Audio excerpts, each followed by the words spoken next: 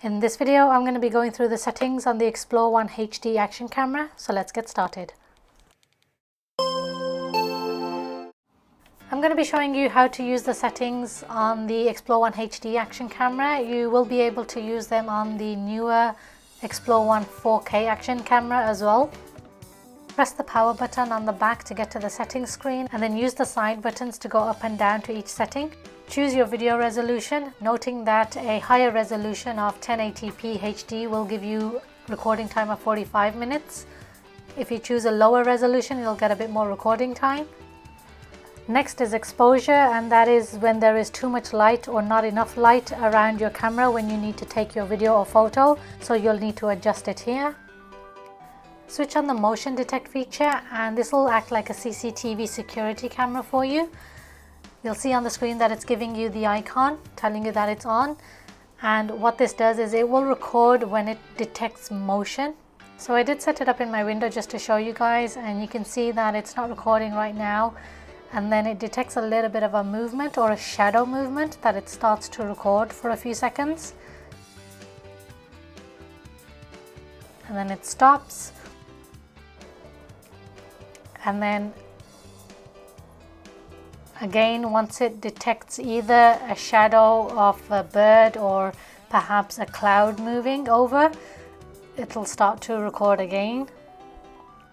And I don't know if you can see, but there is actually a kitty cat in my garden right there, the little black one with white paws.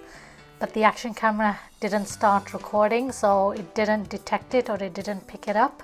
So I'm not sure where the camera's motion sensors are, if they're quite high up that it's taking the bird and the clouds but not anything on the ground. But anyway, I'm going to be trying that out again and I'll see what kind of a result I get.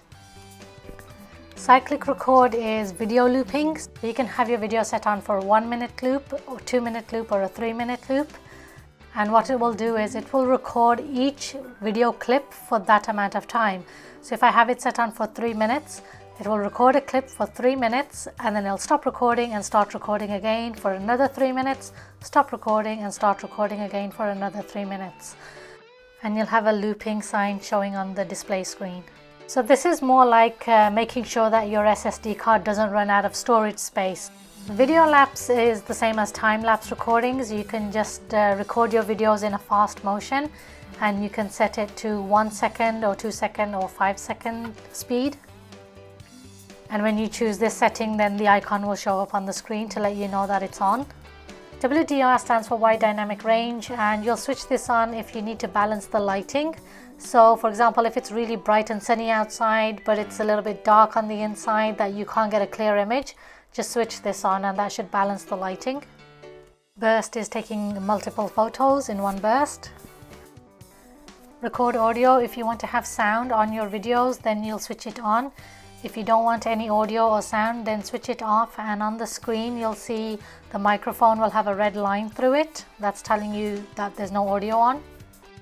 Date stamp is just putting a stamp on all of the videos and pictures that you're taking.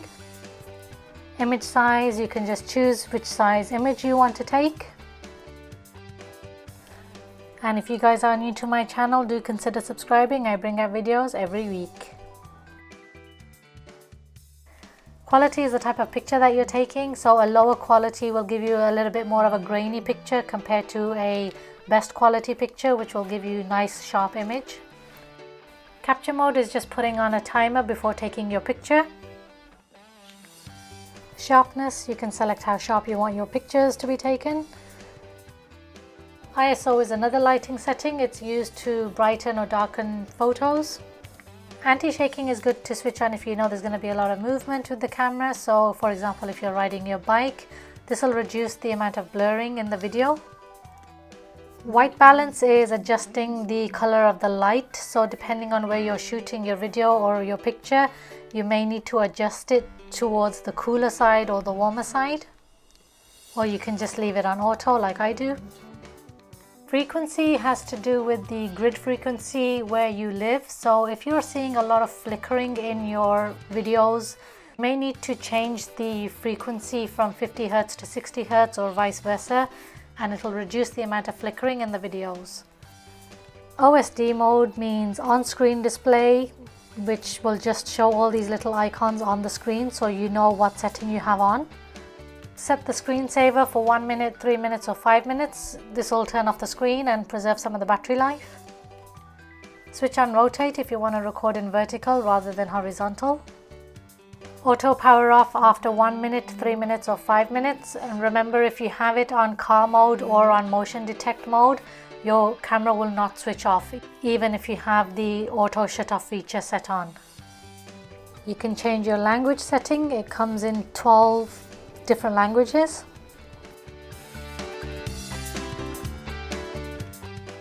You can choose to have the beeping sound on. To set your date and time, use the buttons on the side to increase or decrease the number. Press OK to move to the next number to change. Once you're all done, press the power button at the back and now you'll see the date and time at the bottom of the screen. Switch on car mode if you want to use your action camera as a dash cam in your car. So you can just attach this to a tripod and prop it up in your car.